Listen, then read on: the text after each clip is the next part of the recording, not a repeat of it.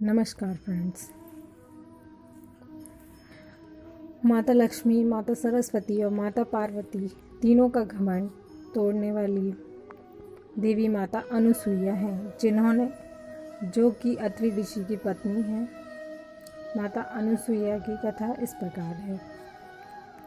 एक बार नारद जी विचरण कर रहे थे, तभी तीनों देवियां लक्ष्मी, माँ सरस्वती, माँ पार्वती को आपस में बातें करते देखा। तीनों देवियां अपने से सतीत्व और पतिव्रता की चर्चा कर रही थीं। नारद जी ने उनके पास पहुँचे और उन्हें अत्रि महामुनि की पत्नी अनुसुईया के असाधारण पतिव्रत के बारे में बताया।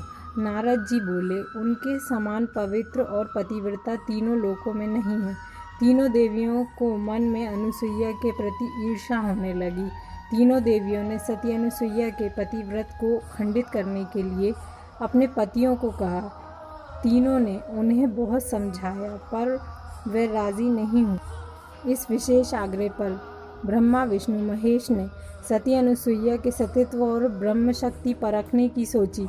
जब अत्रि ऋषि आश्रम से कहीं बाहर गए थे, तब ब्रह्मा, विष्णु, महेश तीनों ने ब्राह्मणों का वेश धारण किया और अत्रि मुनि के आश्रम में पहुँचे और भिक्षा मांगने लगे। अतिथि सत्कार की परंपरा के चलते सती अनुसुईया ने त्रिमूर्तियों का उचित रूप से स्वागत कर उन्हें खाने के लिए निमंत्रित किया।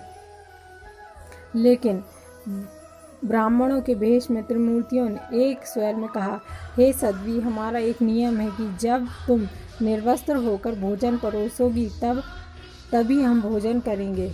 अनुसुईया असमंजस में पड़ गईं कि उनसे तो उनके पतिव्रत के खंडित होने का संकट है। उन्होंने मन ही मन ऋषि अत्रि का स्मरण किया। दिव्य शक्ति से उन्होंने जाना कि ये तो त्रिदेव ब्रह्मा, विष्णु और महेश हैं। मुस्कुराते हुए माता अनुसुईया बोली, जैसी आपकी इच्छा। तीनों ब्राह्मणों पर जल छिड़क कर उन्हें 3 प्यारे शिशुओं के रूप में बदल दिया।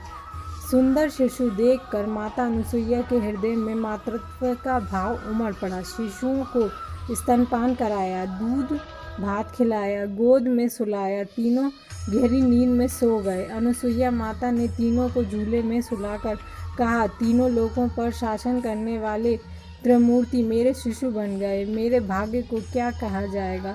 फिर वह मधुर कंठ से लोरी गाने लगी। उसी समय कहीं से एक सफ़ेद बैल आश्रम में पहुंचा। एक विशाल गरुड़ पंख फड़फड़ाते हुए आश्रम पर उड़ने लगा और एक राजहंस कमल को चोंच में लिए हुए आया और आकर द्वार पर उतर गया। यह नज़ारा देखकर नारद, लक्ष्मी, सरस्वती और पार्वती आ पहुँचे। नारद ने विनय पूर्वक अनुसुईया से कहा, माते, आपने अपने पतियों से संबंधित प्राणियों को आपके द्वार पर देखकर ये तीनों देवियां यहाँ पर आ गई हैं। ये अपने पतियों को ढूंढ रही थीं। उनके पतियों की कृपया उन्हें सौंप दीजिए। अनुसुईया ने तीनों देवियों को प्रणाम करके कहा, माताओं, झूले में सोने वाले शिशु अगर आपके पति हैं तो उन्हें आप ले जा सकती हैं। लेकिन जब तीनों देवियों ने 3 शिशुओं को देखा तो एक समान लगने वाले तीनों शिशु गहरी निद्रा में सो रहे थे। इस पर लक्ष्मी, सरस्वती और पार्वती भ्रमित होने लगीं। नारद ने उनकी स्थिति जानकर उनसे पूछा, आप क्या अपने पति को पहचान नहीं सकती? जल्दी से अपने पति को गोद में उठा लीजिए। देवियों ने जल्दी से एक एक शिशु को उठा लिया। वे शिशु एक साथ त्रिमूर्ति के रूप में खड़े हो गए। तब उन्हें मालूम हुआ कि सरस्वती ने शिव जी को, लक्ष्मी ने ब्रह्मा को और पार्वती ने विष्णु को उठा लिया।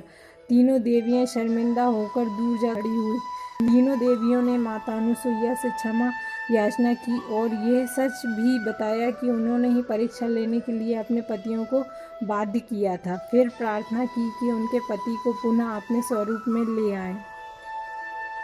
माता अनुसुईया ने त्रिदेवों को उनका रूप प्रदान किया। तीनों देव सती अनुसुईया से प्रसन्न होकर बोले, वरदान मांगो। त्रिदेव की बात सुन अनुसुईया बोली, प्रभु, आप तीनों मेरी कोख से जन्म लें, ये वरदान चाहिए, अन्यथा नहीं। तभी से वह माँ सती अनुसुईया के नाम से प्रख्यात हुई और कालांतर में भगवान दत्तात्रेय के रूप में भगवान विष्णु का, चंद्रमा के रूप में ब्रह्मा तथा दुर्वासा के रूप में भगवान शिव का जन्म माता अनुसुईया के गर्भ से हुआ। मनवांतर से ब्रह्मा के अंश से चंद्र, विष्णु के अंश से दत्ता तथा शिव के अंश से दुर्वासा का जन्म हुआ। Thanks for watching, like and subscribe my channel.